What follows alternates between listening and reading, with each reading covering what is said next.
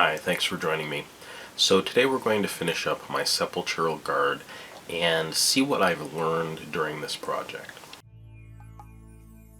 So here we're just going to go ahead and touch up the undercoat, the prime here in white, adding just a little bit of pure white just to bring important parts of the bone, highlights on the hands and the skull and things like that, all the way up to white. Just make sure that they're really pure before we move on to the next step. Additionally, after doing my prime with a white ink with my airbrush, I've also touched up the silver areas. And now we're going to go ahead and start with our underpainting.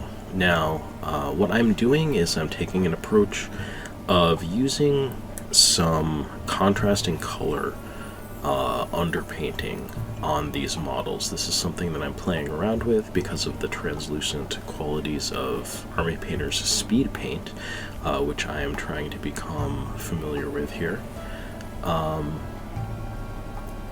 finding that I want to be able to make some nice shadows with what you would call local color on these various parts of the model.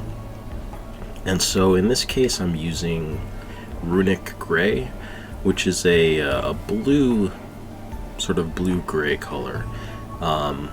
This is going to be underneath our bone color. Pallid bone is a very kind of orangish color, sort of yellowish orange. So this actually makes a really, really nice kind of dark shadow for our bone, which I like quite a bit. Now, another thing that we're doing here that I haven't done in my previous models is rather than doing multiple thinned layers of my shade color, what I'm trying is basically wiping away areas that I want to be highlighted and just using the undiluted version. But I'm going to try this with all of my shade colors, just using them undiluted from the bottle. I am putting them on a palette. In one of my previous miniatures I did try using a wet palette again. I believe that is something that I will do, and I will experiment with more. But for this model, since I'm only painting one model, I actually just used a piece of cardboard, kind of laminated cardboard from like a box of pasta. Rather than throwing in the trash, I just kind of cut a square out of it. I'm using that for my palette. So now we're moving on to the underpainting for the gold areas. So again, I'm employing a complementary color of yellow, which is what we're going to be putting over top of this. So we're starting with Hive Dweller Purple. Again, this is undiluted. We're going to be wiping off the areas that we would like to be highlighted, and we're going to go back over this with Zealot Yellow. I may be playing around with this for different miniatures in the future, but I actually really like the kind of really saturated sort of yellow gold kind of, really, this is armor. Granted, maybe maybe this guy was a king or something in his previous life. Maybe he really does have gold-plated armor, but I'm thinking of this more as like a brass, maybe it's even just sort of like a brass accent or plating over top of actual steel armor. So I think it gives it a really, really nice color. So let's go ahead and do the underpainting on all of this.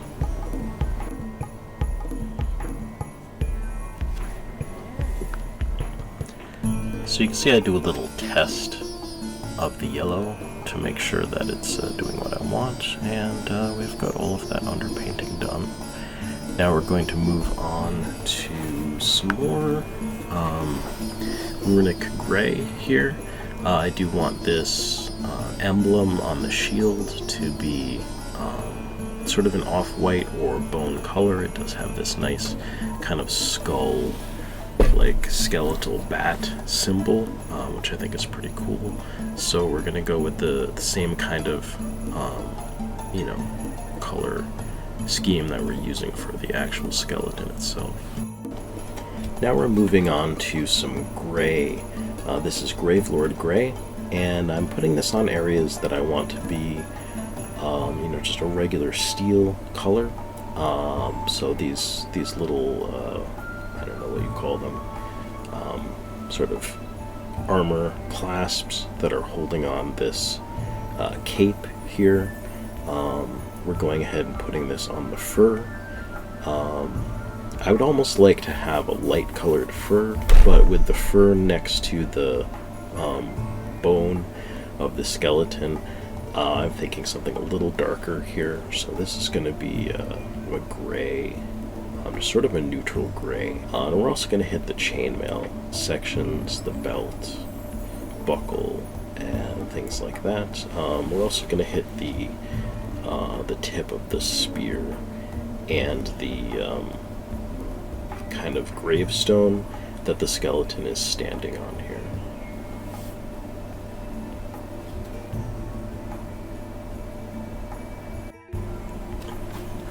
Finally, let's go ahead and do this kind of really prominent cape.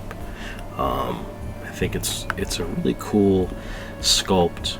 The pose of this model, you know, I think has a lot of presence, especially because of this billowing cape.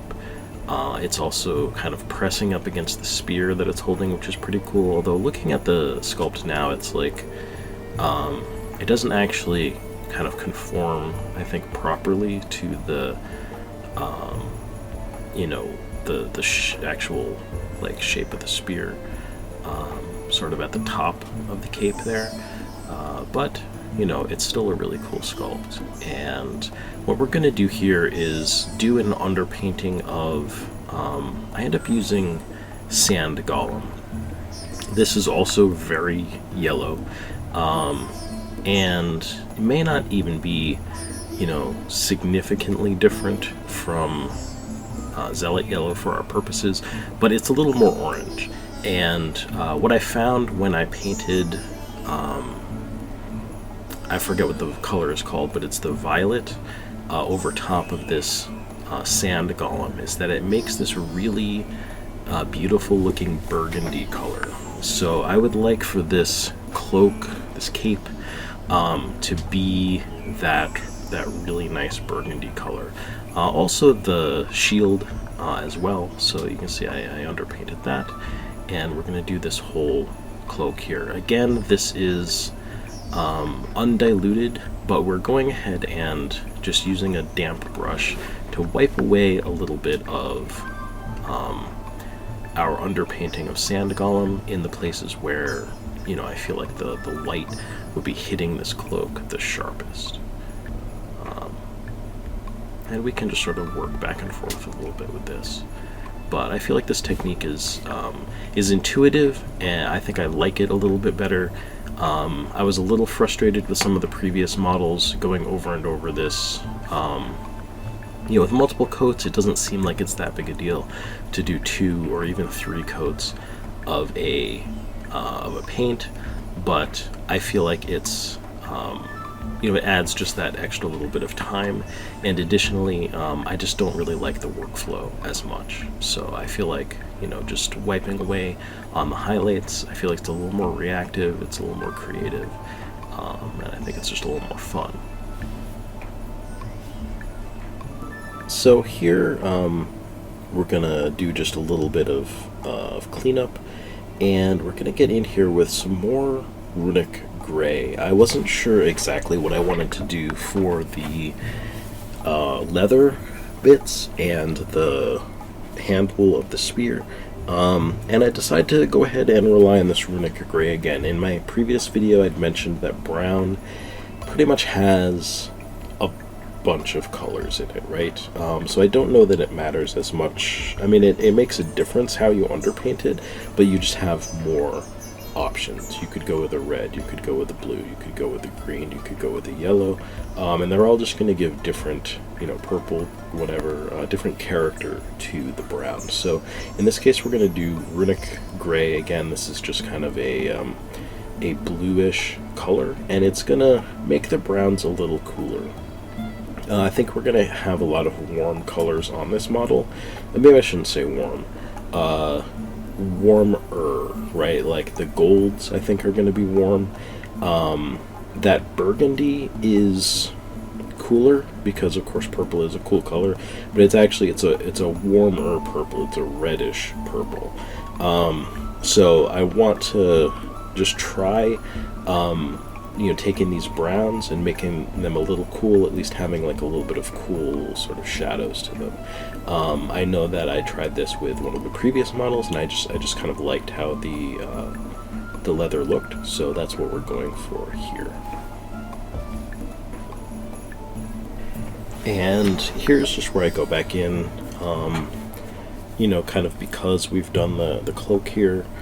I want to go ahead and get some of the shadows in on this fur. It kind of edges up against this cloak, so I want to just neaten up this area a little bit. Just make sure that we've got kind of good contrast, sort of getting this about as dark as I'm going to want it up against this this burgundy color that we're going to be, ultimately ending up with.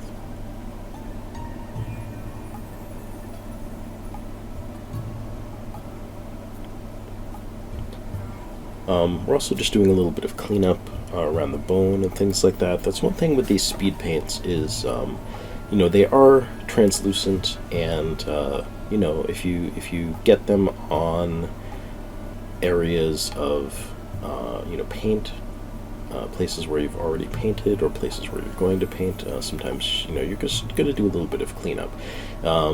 This will come up here shortly, but people have kind of complained, quote unquote, about the reactivation issue with these speed paints. I really feel like this is a non-issue. It's really not hard to account for, and once these are dry, like really dry, they seem to be quite relatively durable, right?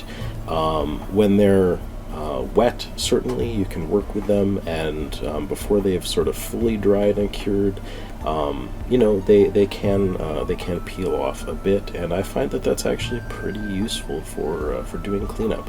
Occasionally, and you'll see I do that on this model, sometimes you need to clean up by just painting white over top of what you've done, and then just do a little bit of touch-up, and that is okay.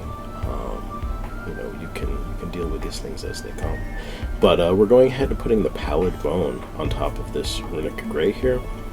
I am wiping just a little bit away on the kind of crown of this skull here, so we really preserve that white prime. I'm trying not to do a lot of overpainting on this. We're putting this over top of white already, so I kind of want to just use the translucent qualities of this paint. If we need to bring something up to a white, I just want to use the white that's already underneath it. I feel like that's just a more efficient kind of use of my painting time. So you can see, we mostly focus on that.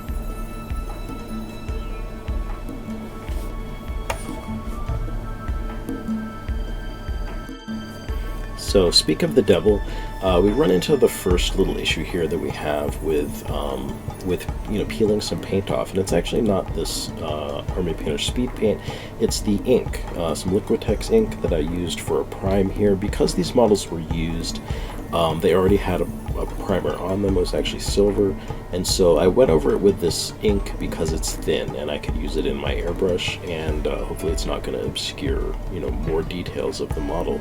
But it peeled off just a little bit on the very tip of the bone here on the knee, so I just go back over this with a little bit of white, and I don't even bother adding runic gray over the top of it. It's already kind of on a highlight area, so I just go ahead and put a little bit of pallid bone on that and call it a day. So now we're going to put Zealot Yellow over the rest of our gold areas over top of this Hive Dweller Purple, and like I said, I just love the look of this gold or brass kind of color. It just has these great warm shadows to it, and I'm going to try to wipe a little bit off here for a highlight, and oh no, it's the reactivation issue of the Army Painter Speed Paints. The model is ruined. that's it, guys. You know, there's nothing I can do. The end. Just kidding. So let's go ahead and just, you know, basically peel the rest of this off so we have kind of an even surface to go ahead and just go back and repair this little bit of damage that we have caused.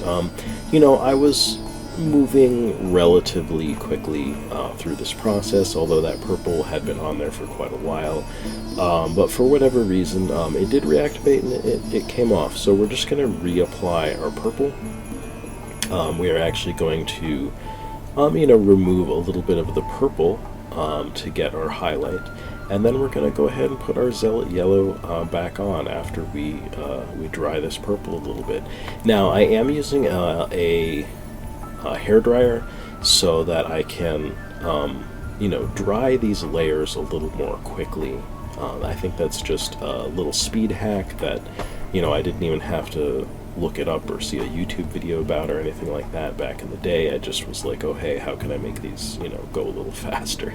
So you know, here we go. I go ahead and do this, and you know what, I actually get a little bit of that peeling again. You know, I'm just going a little quickly with this, but we're actually just gonna kind of repair this with a little more purple and bring it back in. And after we just go back and forth with that a couple times, here we are. You know, it looks great. We're all set. That was really not a big deal. So now we're up to a fun part here. This is this nice burgundy on the cloak. We're going ahead and using, again, I forget what the violet is, but so we're putting that on. I actually thinned it down just a little bit because, you know, this is kind of a big area, and I just tested it on the kind of corner here, and you know, it was too thin. So we went back in, and I think I'm using this full, you know, viscosity, no thinning here on this, and you know, it looks great. We have to go ahead and just, you know, use broad strokes with these speed paints. What I like to say is sort of load and swipe, right? Load and swipe. You're not necessarily going to be wanting to do lots of little strokes. You know, it kind of depends on what you're doing.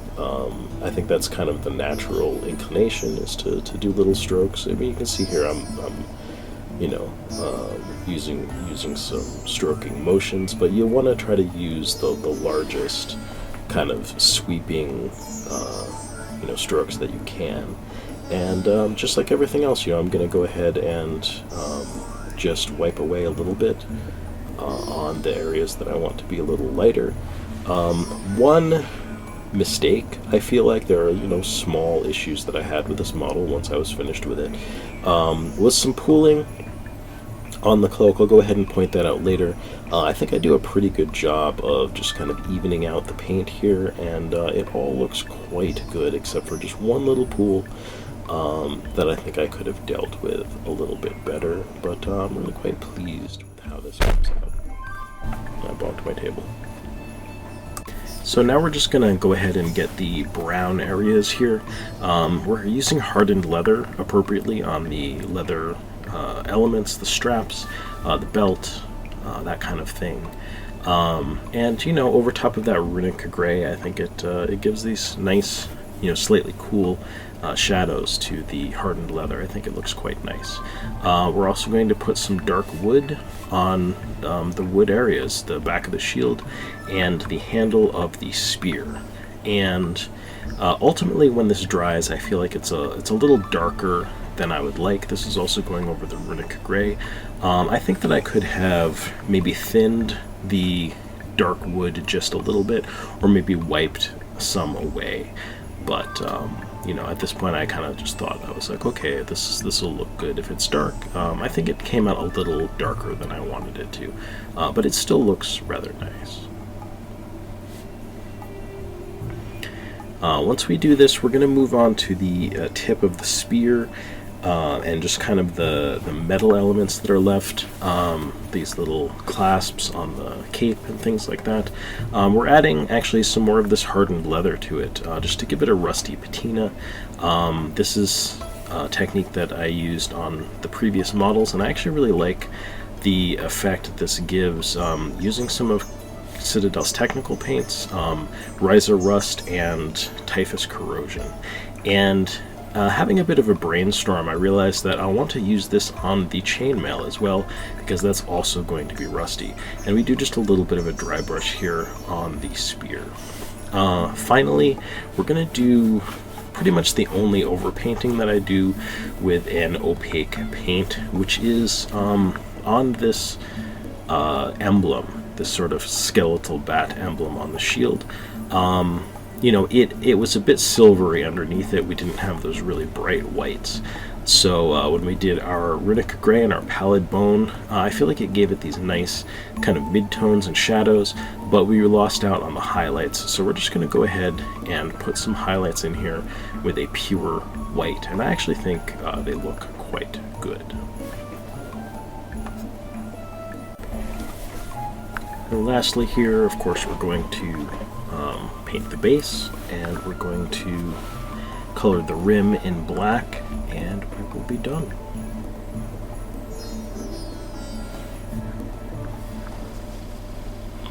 So here is our finished mini. Now this completes my sepulchural guard from Warhammer Underworlds. You know, what have we learned painting these models? Well, you know, I think that this technique of using complementary colors to get some, you know, a range of shadows using these Army Painter speed paints has been pretty successful. It's a really interesting kind of workflow, and I kind of like it personally. You know, I like that I'm focusing on using the white prime as the basis of our highlights. But I am finding that I think doing a little bit of overpainting with some opaque paints is going to help us to add some texture, possibly, to our models. I think that's something that's a little bit lacking. You know, I'm not getting a whole ton of, I guess, like a color variation necessarily. Even though I think like our variations from highlights to shadows are quite nice. So I really like you know, what I've been able to achieve with this so far. I'm really kind of excited about these weathering techniques for metal and things like that. I think that's been highly successful. And really I'm just looking forward to painting up some more models. If you guys have seen my previous pickups videos and things like that, I have a whole bunch of Necrons, a whole bunch of warbands for Warcry. I have models that are from Goblin Slayer, which I'm really interested in using in like dungeon dives and things like that. A whole bunch of goblins, so just lots and lots of fun stuff coming up. If you guys are interested in that, please go ahead and subscribe to my channel. Please like this video, and let's go ahead and take a more revealing look at the finished model. 'Cause we want retribution. Oh yeah, we want retribution. Oh yeah, we want retribution.